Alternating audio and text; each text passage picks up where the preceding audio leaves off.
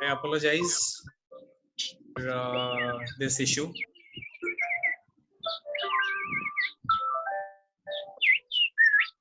Right. So can we have everybody on mute, please? Right. Right. So we were in notice and service. Okay. So in notice and service, as I said, that at the time of filing of any application before the tribunal, the tribunal will first ask about the satisfaction of the requirements of the code itself before proceeding to the merits of the case itself, whether the debt is actually due and payable as to the other side or not. But before that, the tribunals generally do not engage in any ex parte proceedings. That is not what I have seen. So what the tribunal will do is that they will ask for a private notice to be sent either through WhatsApp or email or etc.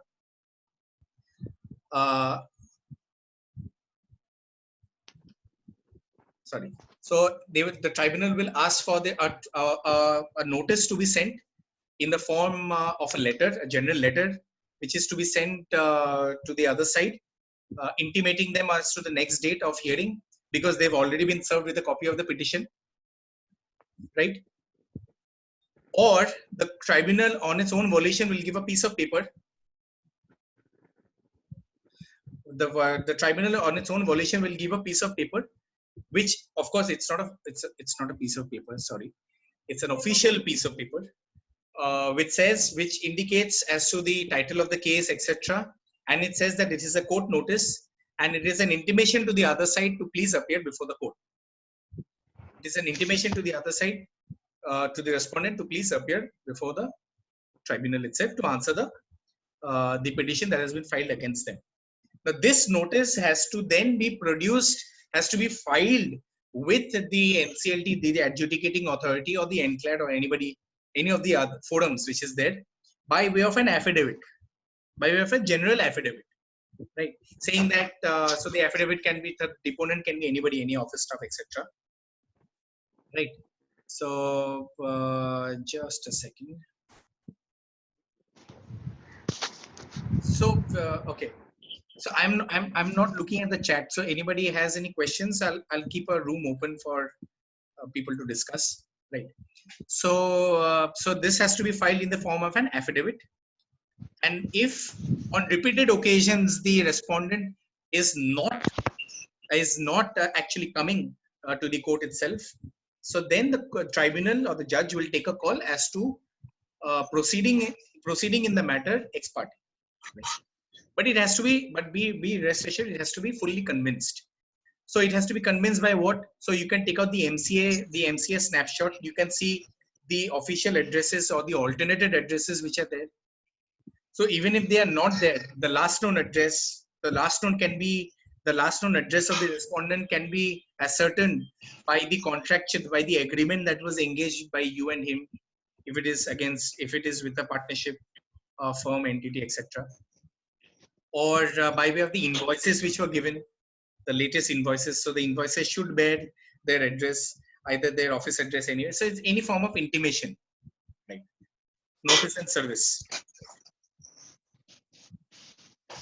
Then we come to something which is very important, known as the company application. It was erstwhile known as the company petition. Right? So it is an application, the petition for the purposes of initiating CIRP. I'll come to CIRP later on. The CIRP is a corporate insolvency resolution process, either under the provisions of Section 7, which is a petition filed by the financial creditor, who is also known as any banks or financial institutions, or any person who's given money, any kind of loan to any company. 9 being any operational creditor or any worker, etc., employee, or any goods or services. Or number 10 for self-corporate insolvency, right? Has to file the company application under the provisions of the rules ancillary to the code. such as the insolvency and bankruptcy application to the Adjudicating Authority Rules 2016. So those are the set of rules which is applicable for any litigant who is willing to file an application under section 7, 9 or 10 against any corporate debtor. These are interim applications filed. There are also interim applications which are filed within the parent company application. They are termed hence as interlocutory applications, or IAs, which is erstwhile known as company applications. They are filed with the purpose of seeking interim measures from the tribunal.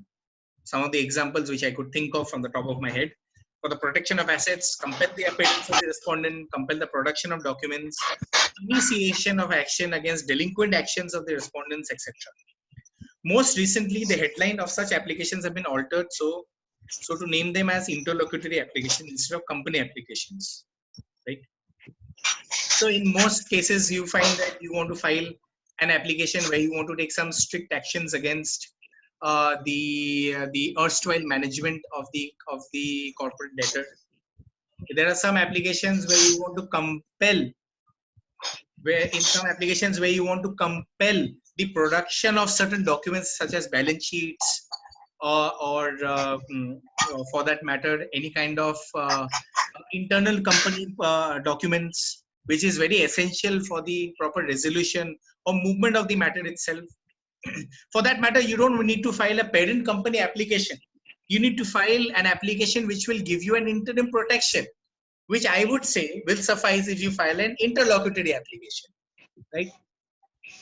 Okay.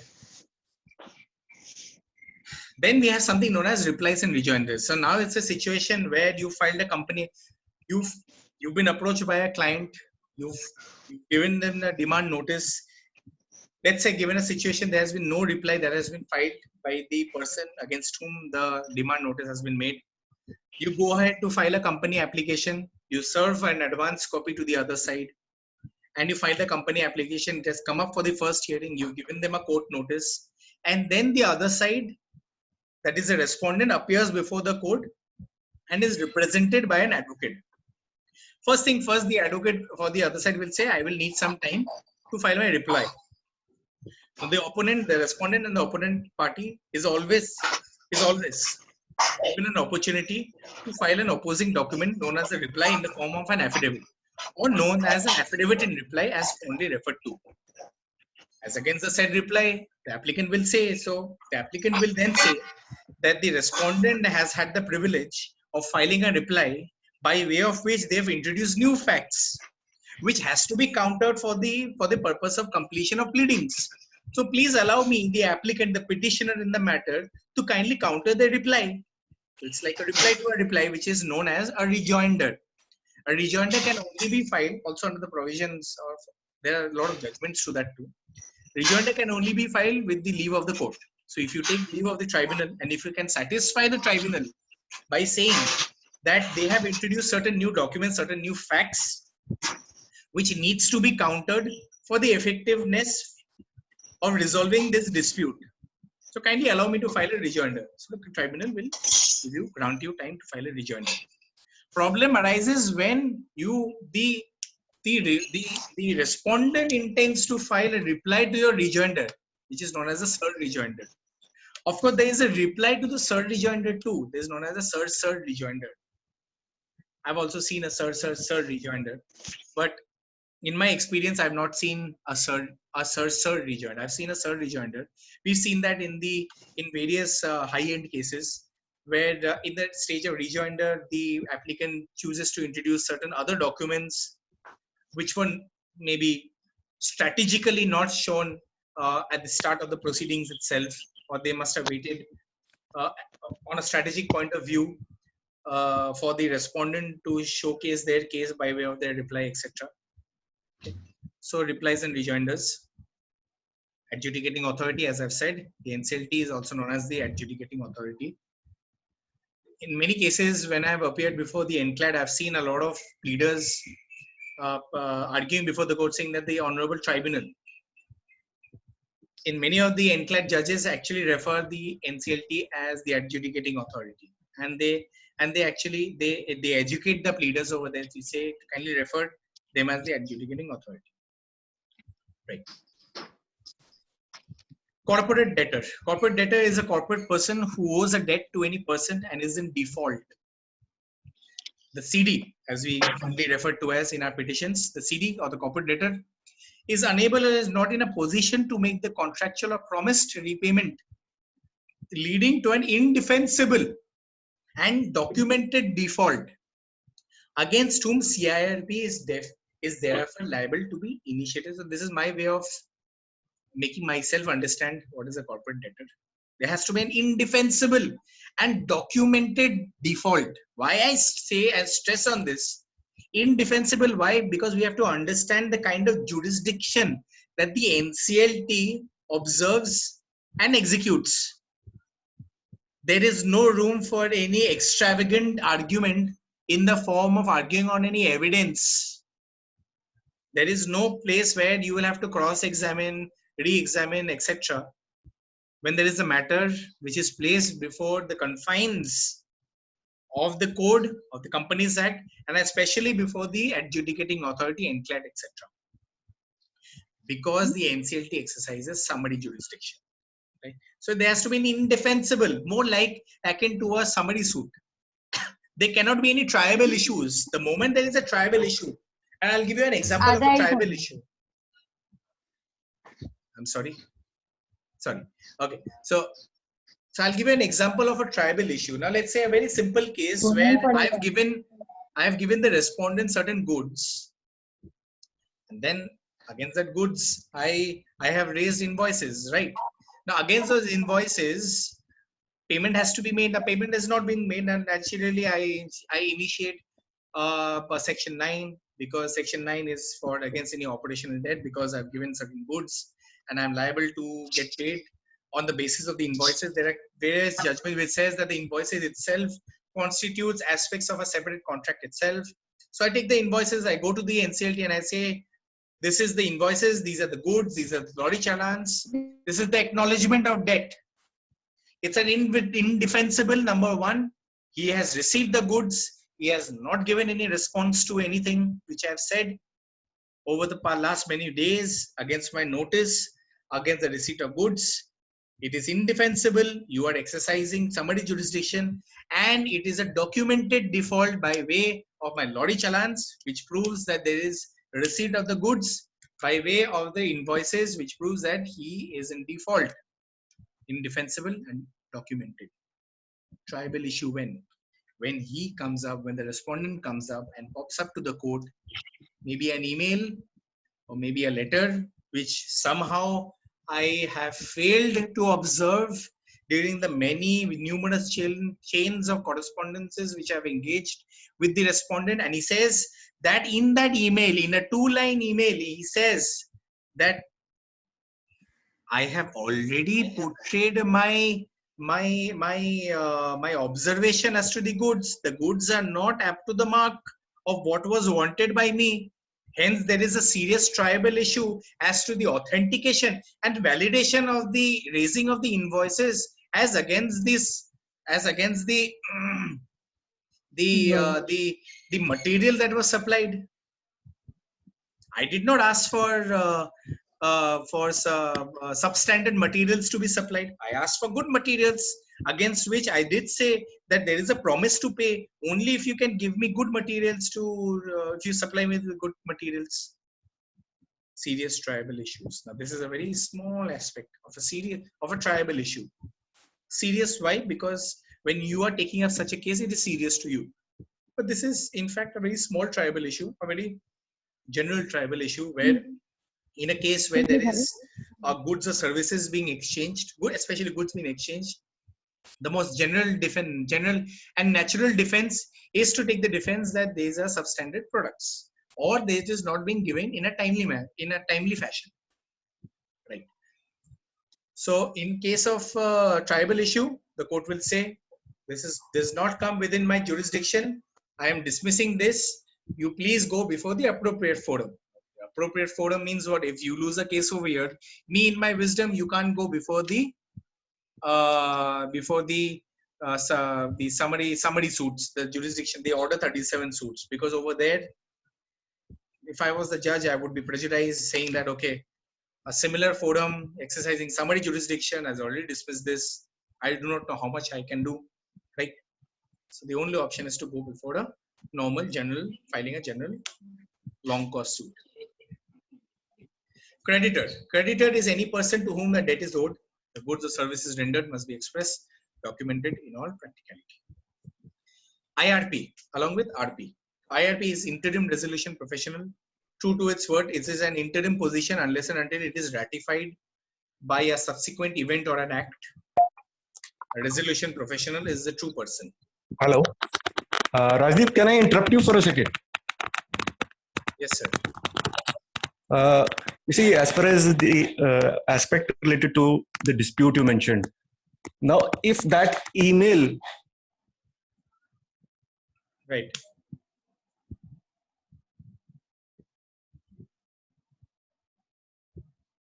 goods received within 10 days of the receipt of the demand notice, it will have no effect.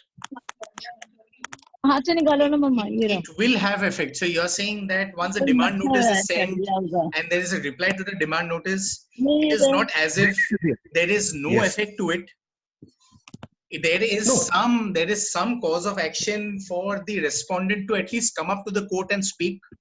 But the demand notice in more than one occasion will not consist of all the evidentiary documents. It is only when you file an affidavit in reply, it is only then you can say that we have certain defenses, there are certain tribal issues, which maybe I have not chosen to disclose while filing my reply to the demand notice. Now, let's say a given case where there is a demand notice and you don't file a reply, and in spite of not filing a reply, you come to the court as a respondent. That is a statutory requirement of filing a reply to the demand notice. Yes, if there is you have to give a notice of dispute if there is a dispute. Correct. I'm saying in all practicality. Now, let's say a given case where a demand notice is issued. The respondent chooses not to file a reply and comes up to the court. Then he waives his right. It raises a sort of suspicion that the respondent has in fact no cause of action to actually defend the suit, to defend the matter. Yes. So it raises a presumption. It is not a conclusion. It merely raises a presumption. It is very well. We've seen cases, and I think you also maybe have seen cases where the respondent has indeed come to the court and said that, okay, I have not sent a reply to the demand notice. Allow me a chance to file an affidavit in reply. I'll praise everything. But there still exists a presumption that why did not you file a reply to the demand notice? What was the reason to that? So it raises a presumption, rightly said. It raises a presumption. Right. Okay. So IRP and RP, interim resolution professional and resolution professional. After the tribunal is convinced of the facts of the matter, after arguments and after completion of the pleadings of the matter, leading to the conclusion that the debtor is indeed in default. There is an indefensible claim and a documented one itself, and that the application filed by the petitioner or the applicant satisfies the requirements of the code. That is, it has demand notice, it has the proof of claim, it has the board resolutions, etc., etc., etc. The tribunal shall then allow the petition or the application and appoint an interim resolution professional in terms of section 16 of the code, and within 30 days of the appointment, the IRP shall be required to take out certain appropriate steps like paper proceedings and forms, what is known as a committee of creditors or COC, etc. So after completion of all that, it is the prerogative of the COC to then ratify, either to continue that IRP as the RP or to change that IRP and induct a new person of having experience and exposure and who have passed the IBBI exams as to become the resolution professional. The COC shall then have the prerogative of either continuing with the same IRP, interim resolution professional, who is nothing but the experienced person, either an advocate, cost accountant, chartered accountant, or a company secretary having about 10 years of experience and who have exposure of these kind of corporate matters in his experience, and who have passed the relative examinations, they are liable to be the resolution professionals who will be in charge of the management upkeep and to keep the company in a continuing process, in a going concern. Right. So that was IRP and RP. They have got a huge role to play. Next is something known as CIRP. The official term for the events that transpire post the admission of the company application is known as the corporate insolvency resolution process. True to its word, it is a process of resolving the financial stress of the debtor and not a process to extortion. In a catena of judgments, and in fact in everyday interlocutory orders also, we've seen a lot of NCLT judges saying that please do not come to the court thinking that this is a court where you have to recover your money. This is a process of resolving the dispute. In fact, we've seen a lot of cases where the respondents come to the court and say that I am not in a time and in a circumstance to pay any money to the petitioner or to the applicant right away. The immediate reaction of the NCLT, tragically though, is that I am admitting the petition because you are unable to pay, and the court actually helps you to pay. So that is the fun of CIRP. Of course, there are other aspects also of CIRP where you lose control of the management, which we are going to talk in depth in a different day. Liquidation, that is the debtor within 270 days, now 330 days, fails to resolve the monetary issues with the COC. That is, if they fail to resolve the resolution plans which have been formulated by the RP in consultation with the COC, etc. So if they fail to meet that, the resolution professional can then, and of course there are a lot of intricacies to it. Please bear that in mind. The resolution professional shall then be constrained to file an application under section 33, which is the application for liquidation of the debtor. The liquidation shall then have to be completed within 2 years from the date of the order. Of course, now I have heard a news that the IBBI is now thinking of reducing the 2 years to 1 year. So I asked the viewers, because I've not yet reached where I've completed a liquidation yet. So I'll keep that window open for the viewers. Lastly, it is something known as an admission, which is sort of a victory of sorts for advocates who appear before the NCLT. The order of initiation of RCIRP by the NCLT is termed as an admission order. Following is an example. So I've taken the privilege of pasting an order of admission. So it talks about, so this is a petition filed by a bank under section 7, corporate debtor. So once there is an order of admission, there is an order of moratorium, which means that any kind of suit of civil nature, not criminal nature, all those suits pending in any forum will be automatically stayed for the company to have that leeway of resolving the entire dispute under a common platform, which is CIRP. And anybody who has a claim against the corporate debtor can come and join the COC in resolving their financial deliberations, in engaging any financial deliberations with the corporate debtor. So this is a general order which I've taken up from one of the orders of NCLT Mumbai. So the order ABC 1 ABCD says, talks about the moratorium. Then it says that supply of essential goods will not be interrupted. Very interesting to note, the legislature has done a fantastic job along with the efforts put in by the judiciary in bringing out these kind of orders. And lastly, it said that the public announcement of the corporate debtor, Roman numeral 5, shall be made so as to invite any kind of claim, any kind of universal claim that is made, because this is a claim in rem. This is not a claim in personam. right?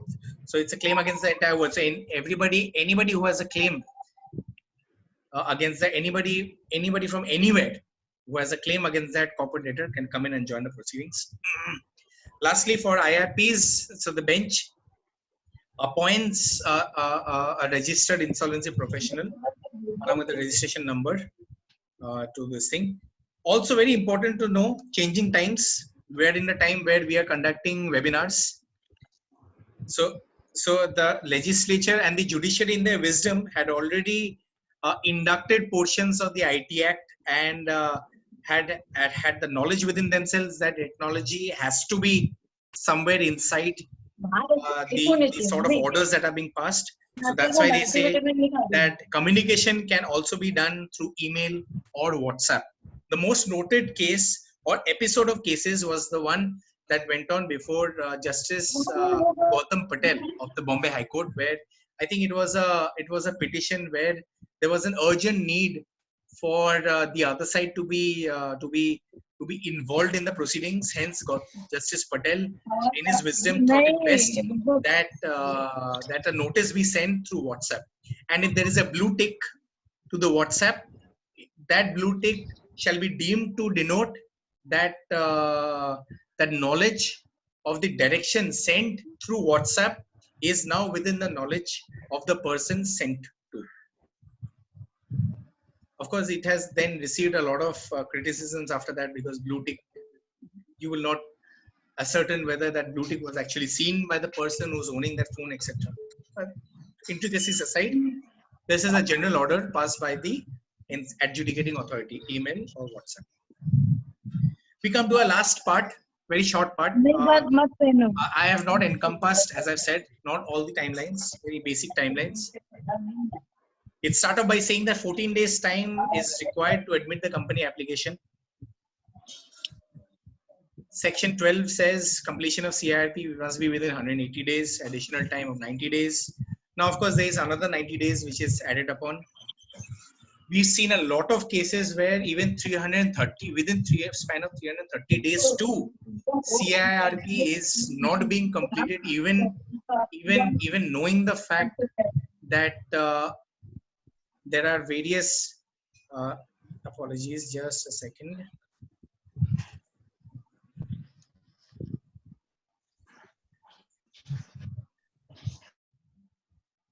Sorry. So there are various cases, very high-end cases, where there are a lot of litigants who are involved, and a lot of information utilities, a lot of information documents go haywire, and there's a lot of time being spent, a lot of resources being spent, and in spite of all of that, the 330-day period is not being utilized to complete the entire process. So in those cases, the Supreme Court has said that, or maybe the legislature intends to come out with some new plans. We'll have to see. Section 23, RP to continue to manage the affairs of the company even after 270 days till an order of CIRP.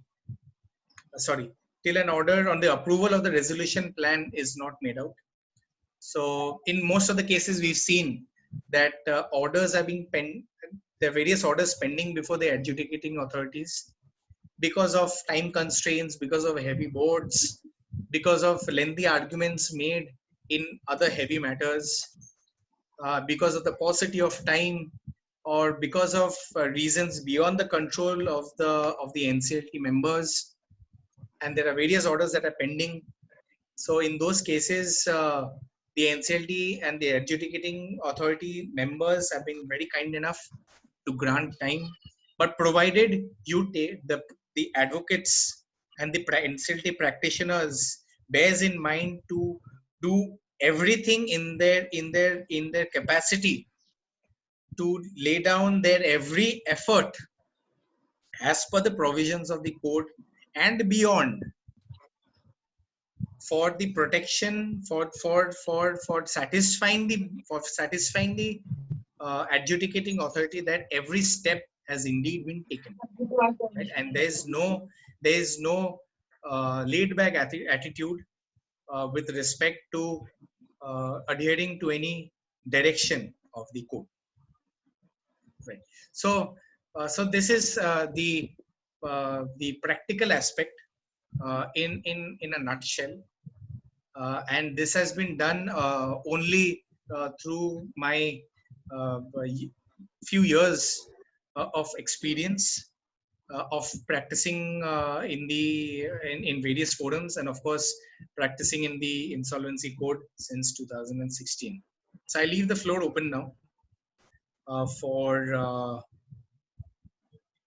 the viewers to share experience or to ask any questions as to just the aspects discussed in this webinar.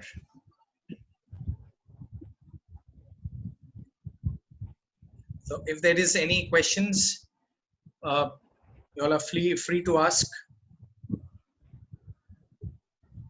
You are free to ask if there is any questions at all. If there is no questions, then I shall proceed in concluding by saying that the code has. Hello. Yes, sir. Pradeep sir raised an issue regarding reply to demand notice.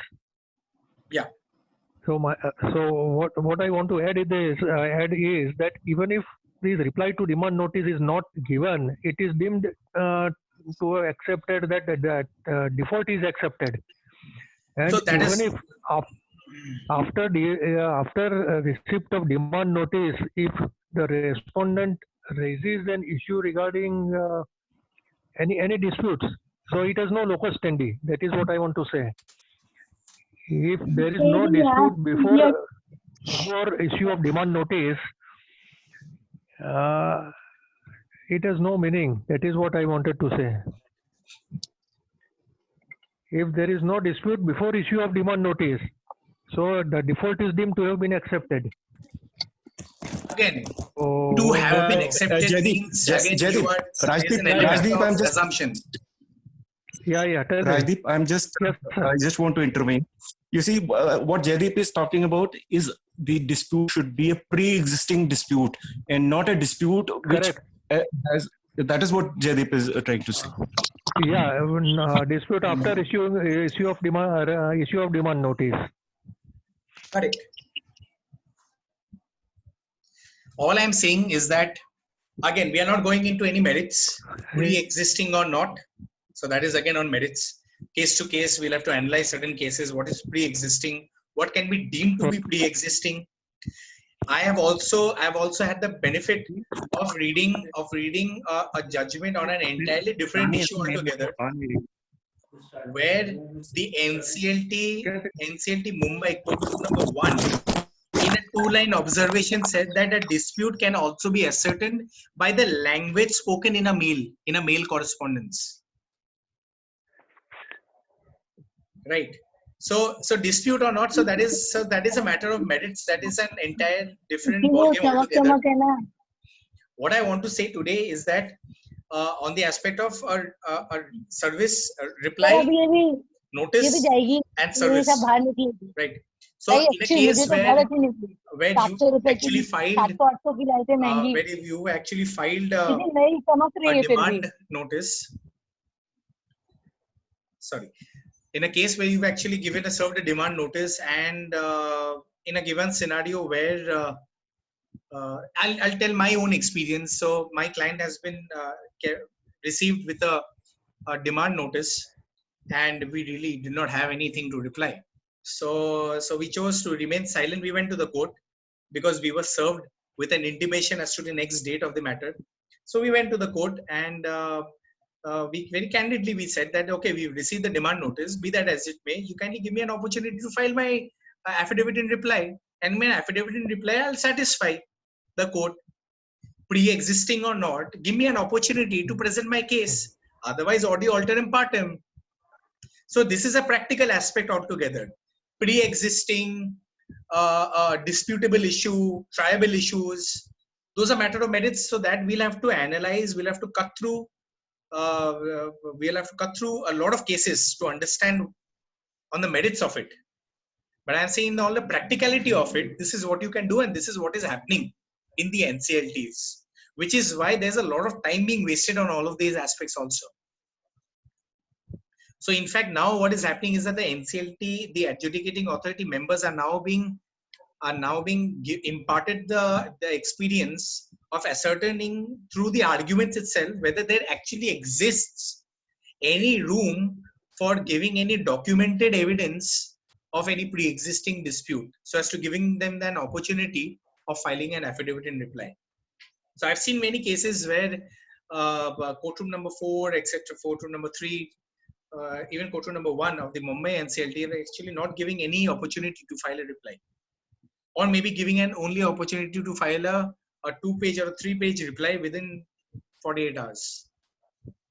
Because the NCLT in their own wisdom sometimes gets convicted of the idea that there exists no dispute. So there's no use of giving further time. So I'm talking about the practicality of it. And yes, you're right. I mean, but I would say that there raises a presumption. There merely raises a presumption.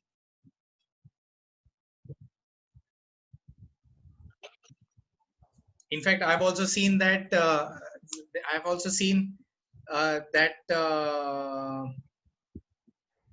where there are cases where the petitioner itself has failed due to some reason to file certain documents along with the company application, which itself raises a presumption with the NCLT members that the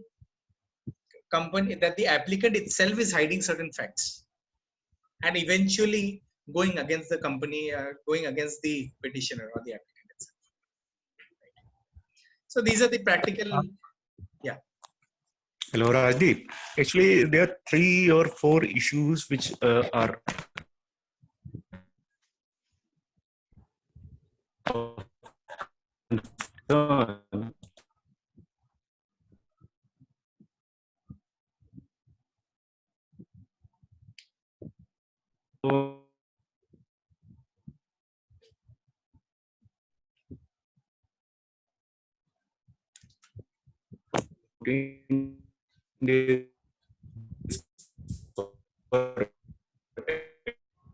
admission.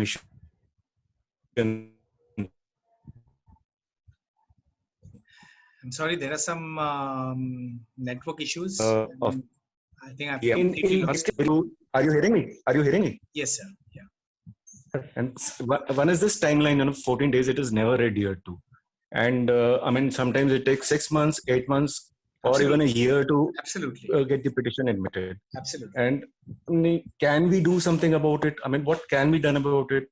And second aspect is that,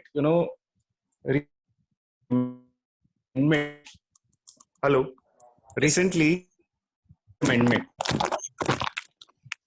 by defining, changing the threshold of default from 1 lakh to 1 crore. Now, I feel you cannot change something overnight on a 100 times basis.